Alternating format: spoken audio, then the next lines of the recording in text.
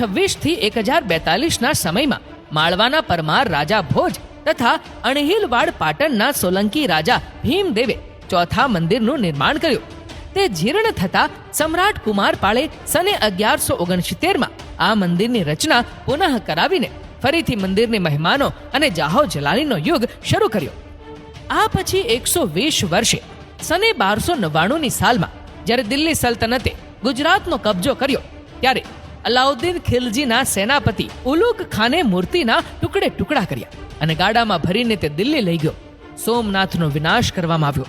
11મી સદીમાં આ વિનાશ પહેલા સોમનાથની સમૃદ્ધિ કેટલી વિપુલ હતી તેનો ઉલ્લેખ મળે છે કે સ્થાનીય રાજાઓએ મંદિરના નિભાવ માટે 10,000 ગામડા અર્પણ કર્યા હતા. આ પવિત્ર સ્થળમાં 200 મણ વજનની સાંકળો ઉપર સોનાની ઘંટડીઓ ઝૂલતી હતી, જેના દ્વારા શિવ પૂજાના સમયની જાહેરાત કરાતી. 56 જેટલા સાગના વિરાટ સ્તંભો ઉપર આ મંદિર ઊભું હતું. સેંકડો નટ નટીઓ નૃત્ય કરીને ભગવાન શિવને રીઝવતા. થાંભલે થાંભલે હિન્દુસ્તાનના રાજવીઓના નામ, ઇતિહાસ અને ખજાના ભર્યા હતા. માત્ર ને માત્ર ગંગાજીના પાણીથી જ અહીં પૂજન થતું. ભોંયરામાં રત્નો અને સોનાના ભંડારો હતા, પરંતુ મૂર્તિ ગઈ, લૂંટ થઈ, પછી ફરી મંદિર વેરાન બની ગયું. એ પછી રા નવઘણ ચોથાએ માત્ર લિંગની પ્રતિષ્ઠા કરી અને રાજા મહિપાળ દેવે સને 1308 અને 1325 વચ્ચે સમગ્ર મંદિરનો જીર્ણોદ્ધાર કર્યો. સને 1348માં રાજા રા ખેંગાર ચોથાએ સોમનાથમાં રહેતા મુસ્લિમ હાકેમને હાંકી કાઢ્યો, પરંતુ માત્ર 70 જ વર્ષ પછી સને 1394-95માં ગુજરાતના ધર્માંધ સુલતાન મુઝફ્ફર ખાન બીજાએ તેનો ફરીથી મૂર્તિ સહિત વિનાશ કર્યો.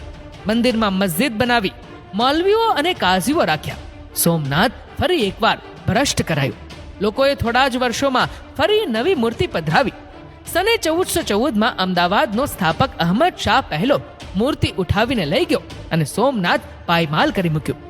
એ પછી સન 1451માં રામ માંડલિકે મુસ્લિમ થાણા ઉઠાવી પુનઃ મંદિર પ્રતિષ્ઠા કરી, પરંતુ 15મી સદીમાં મહંમદ બેગડો ચડી આવ્યો. તેણે મંદિરને મસ્જિદમાં ફેરવી નાખ્યું. ઈસવીસન 1560માં અકબરના સમયમાં મંદિર હિન્દુઓને પાછું મળ્યું અને પાછો પુનરુદ્ધાર થયો. ત્યારબાદ શાંતિનો સમય 200 વર્ષ સુધી ચાલ્યો. એ પછી ઔરંગઝેબ અને માંગરોળના શેખે મંદિરની અવદશા કરી. 1706ની સાલમાં મોગલ શાસક ઔરંગઝેબે મંદિરના સર્વનાશનો હુકમ કર્યો અને ફરીથી મંદિર તોડી પડાયું. ભારત દેશ સ્વતંત્ર થયો તે પહેલાનો મંદિરનો છેલ્લો જીર્ણોદ્ધાર સને 1787માં મહારાણી અહલ્યાબાઈએ કરાવ્યો. સ્વતંત્ર ભારતમાં પુનઃ નિર્માણ. સ્વતંત્રતા પૂર્વે પ્રભાત પાટણ જૂનાગઢનું રજવાડું હતું, જેના શાસકે ઈસવીસન 1947માં પાકિસ્તાનને સ્વીકાર્યું. ભારતે તેનો નિર્ણય સ્વીકારવાનો ઇનકાર કર્યો. એ પછી આ રાજ્યને ભારતનો ભાગ બનાવવામાં આવ્યો હતો અને 12 નવેમ્બરના રોજ ગૃહ પ્રધાનમંત્રી સરદાર પટેલ જૂનાગઢ આવ્યા હતા. આમ ભારતના લોખંડી પુરુષ તથા પહેલા નાયબ વડાપ્રધાન સરદાર વલ્લભભાઈ પટેલે 13 નવેમ્બર 1947ના રોજ મંદિરનું પુનર્નિર્માણ કરવાની પ્રતિજ્ઞા કરી. ઈસવીસન 1947માં ભારતીય ભૂમિ દ્વારા રાજ્યના સ્થિરીકરણનું નિર્દેશન કરવું અને તે જ સમયે સોમનાથ મંદિરના પુનઃનિર્માણ કરવાનો આદેશ અપાયો. જ્યારે સરદાર પટેલ, કે.એમ. મુનશી અને કોંગ્રેસના અન્ય નેતાઓ સોમનાથ મંદિરના પુનઃનિર્માણની દરખાસ્ત સાથે મહાત્મા ગાંધી પાસે ગયા. ગાંધીએ આ પગલાંને આશીર્વાદ આપ્યા, પરંતુ એવું સૂચવ્યું કે બાંધકામ માટે ભંડોળ જાહેર જનતા પાસેથી એકત્ર કરવું અને મંદિરનું ભંડોળ રાજ્ય દ્વારા ન આપવું જોઈએ.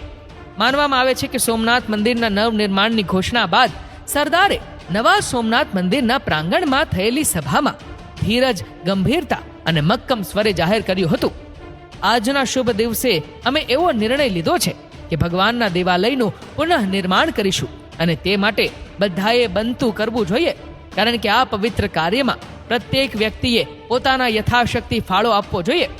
કહેવાય છે કે ત્યારે ઉપસ્થિત નામદાર મહારાજા જામ સાહેબે ભગવાન સોમનાથના મંદિરના નવનિર્માણ માટે ત્યાં જ 1 લાખનું દાન અને આરજી હુકુમતના સરનશીન શામળદાસ ગાંધીએ ₹51,000નું દાન આપવાની જાહેરાત કરી. તેમણે દર્શાવ્યું હતું કે તેઓ પોતાને મંદિરનું નવીનીકરણના પ્રોજેક્ટ સાથે સાંકળવામાં ગૌરવ અનુભવે છે. જો કે ટૂંક સમયમાં બંને ગાંધીજી અને સરદાર પટેલ મૃત્યુ પામ્યા અને મંદિરના પુનઃનિર્માણનું કાર્ય મુનશીજીએ ચાલુ રાખ્યું. જેઓ વડાપ્રધાન જવાહરલાલ નહેરુના નેતૃત્વમાં ભારત સરકારના ખાદ્ય અને નાગરિક પુરવઠા માટેના પ્રધાન હતા. આજના સોમનાથ મંદિરનું તેની મૂળ જગ્યા પર 7મી વખત નિર્માણ થયું. મે 1951માં મુનશીજી દ્વારા આમંત્રિત ભારતના પ્રજાસત્તાકના પ્રથમ રાષ્ટ્રપતિ ડોક્ટર રાજેન્દ્ર પ્રસાદે જ્યોતિર્લિંગની પ્રતિષ્ઠાન કરવાની વિધિ કરી ત્યારે તેમણે એ પોતાના સંબોધનમાં કહ્યું હતું, મારું મંતવ્ય છે કે સોમનાથ મંદિરનું પુનઃનિર્માણ તે દિવસે પૂર્ણ થશે જ્યારે આ ફાઉન્ડેશન પર એક ભવ્ય ઇમારત ઊભી થશે. તેઓ કહે છે કે સોમનાથનું મંદિર વિનાશ પર નિર્માણના વિજયનું પ્રતીક છે. ઈસવીસન 1962માં આ પવિત્ર દેવાલય બંધાઈ ગયું. 101 તોપોનું મહાદેવજીને સન્માન અપાયું. નૌકાદળે સાગરમાંથી તોપો ફોડી સેંકડો બ્રાહ્મણોએ વેદ ઘોષ કરીને પ્રતિષ્ઠા કરી. શ્રી સોમનાથ ટ્રસ્ટ હેઠળ મંદિરનું નિર્માણ થયું હતું અને આ ટ્રસ્ટ હવે મંદિરની દેખરેખ કરે છે. મિત્રો, શું તમે પણ સોમનાથની યાત્રા કરી છે? તો નીચે કમેન્ટ કરીને તમારો અનુભવ જરૂરથી જણાવજો.